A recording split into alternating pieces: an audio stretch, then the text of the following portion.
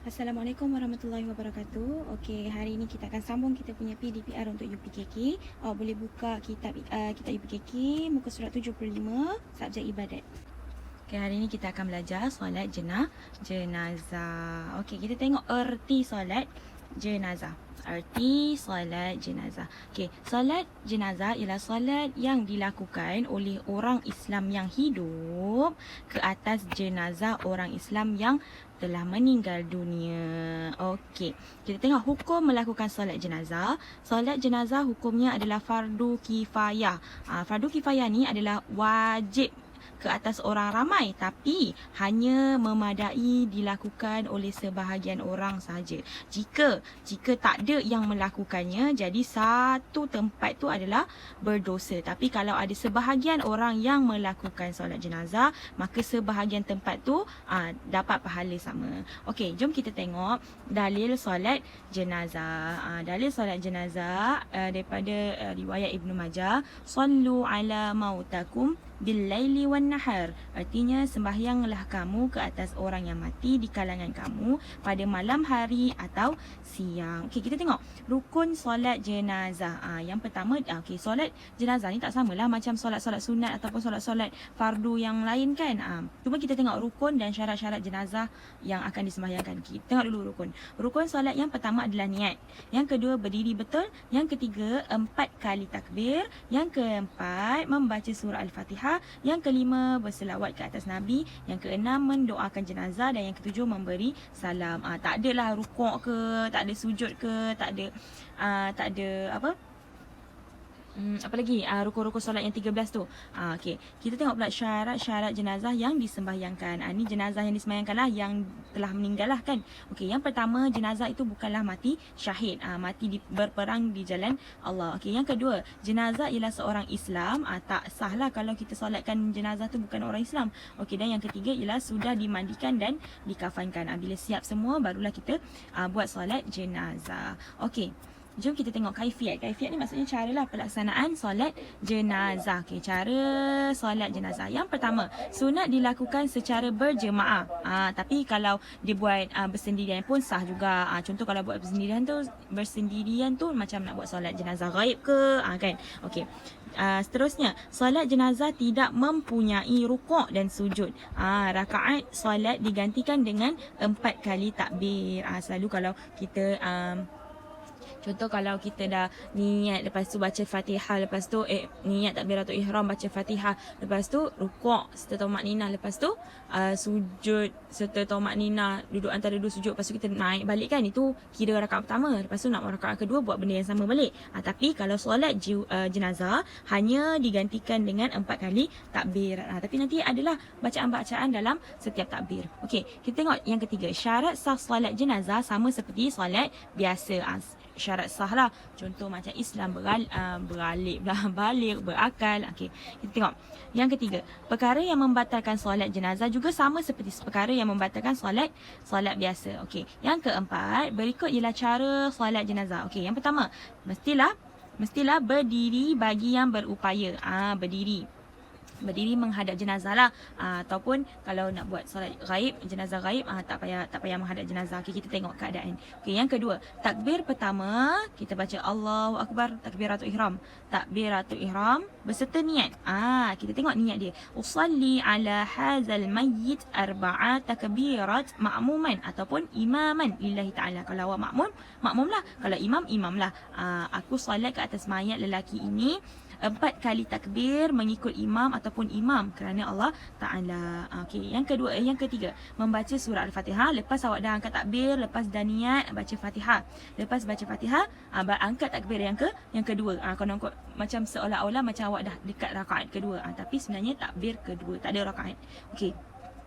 Takbir kedua, kita baca selawat ke atas Nabi. Allahumma salli ala Muhammad wa ala ali Muhammad. Ataupun ada lebih panjang jugalah. Nak ada selawat lagi panjang, lagi baik, macam tu. Ini setakat macam umum je, macam tu. Okey, lepas tu takbir yang ketiga, lepas tu angkat takbir lagi. Lepas tu kita perlu berdoa untuk si mati, yang mayat tu lah.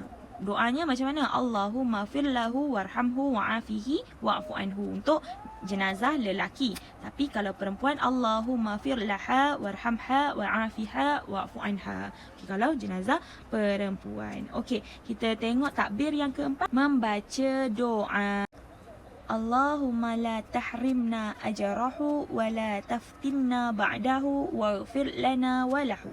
Kalau itu untuk jenazah lelaki. Kalau jenazah perempuan, Allahumma la tahrimna ajraha wa la taftinna ba'daha waghfir lana wa laha. Itu untuk jenazah perempuan. Lepas tu bagi salam kiri kanan. Assalamualaikum warahmatullahi wabarakatuh. Semua perbuatan adalah dalam keadaan berdiri. Okey. Kita tengok perkara yang sunat dilakukan ketika solat jenazah. Perkara yang sunat dilakukan ketika solat jenazah. Yang pertama, imam berdiri berdekatan kepala bagi lelaki, mayat lelaki, dan pinggang bagi mayat wanita. Okey, kita tengok. Saya disediakan gambar. Ni. Okey, kalau jenazah lelaki, imam dia berdiri dekat kepala si mati kat sini.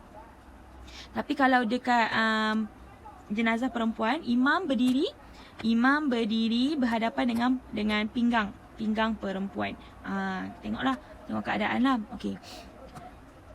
Tengok mayat tu lelaki ataupun perempuan. Okey. Yang kedua, dilakukan solat itu di masjid.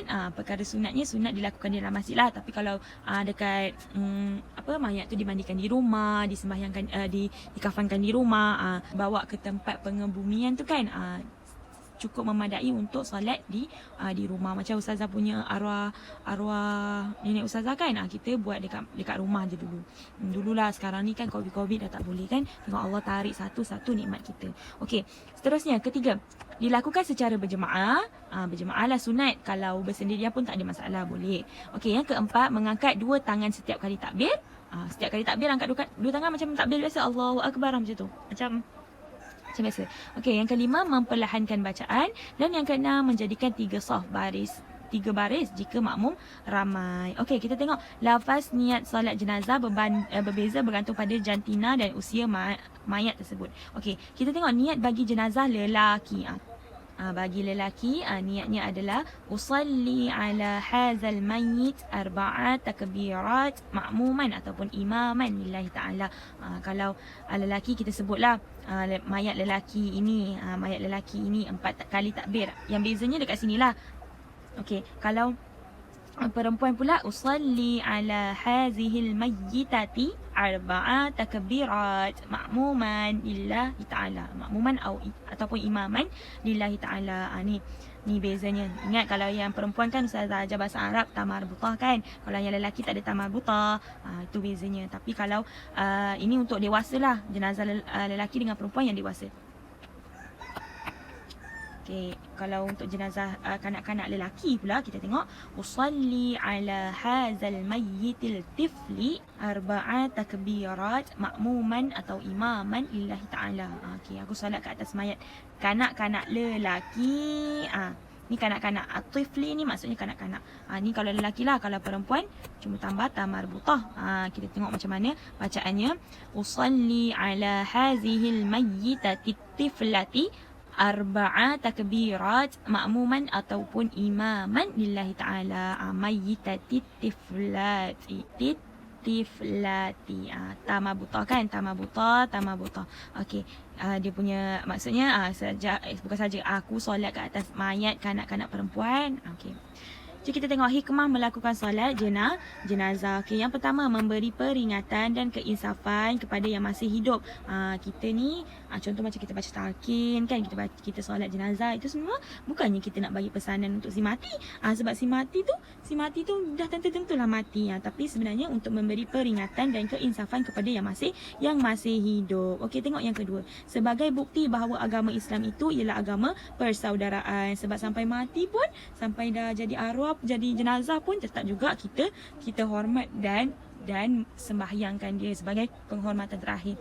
Yang ketiga, sebagai tanda penghormatan orang yang hidup kepada yang telah mati. Tadi yang saya cakap lah, sebagai tanda penghormatan. Dan yang keempat, sebagai satu usaha untuk Keempat, sebagai satu usaha untuk mempermudahkan perjalanan orang yang telah mati menemui Allah dengan mendoakan keampunan untuknya. Kita yang masih hidup ni, macam tadi rukun dalam solat jenazah, rukunnya maksudnya perkara-perkara yang wajib dibuat dalam solat jenazah adalah yang termasuk wajib dibuat termasuk mendoakan jenazah si mati tu kan. Okey. So kita tengok amalan si mati putus kecuali 3 perkara. Ni kena ingatlah sampai bila-bila benda ni kan. Okey, yang pertama sedekah jariah. Kita kena selalu bersedekah, sebab kalau kita sedekah pun kita mati tetap juga amalan kita berpanjangan, berterusan. Okey, yang kedua ilmu yang memberi manfaat kepada orang lain. Contoh macam awak mengajar kawan-kawan awak tak faham, tapi awak ajar sampai dia faham, lepas tu dia pun gunakan ilmu tu, lepas tu diajarkan dengan kawan-kawan lain, lepas tu sampai dah besar kawan awak masih guna lagi ilmu yang awak ajar.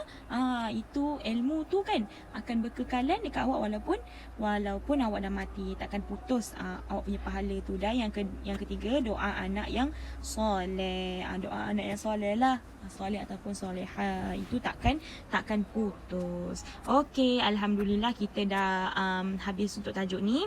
Okey, awak boleh tengok gambar rajah yang Ustazah bagi ni. Nanti Ustazah bagi PDF dekat dalam grup. Okey, lepas tu sila jawablah latih tubi ibadat yang Ustazah dah sediakan. Okey, itu saja untuk hari ini. Selamat belajar dan Assalamualaikum.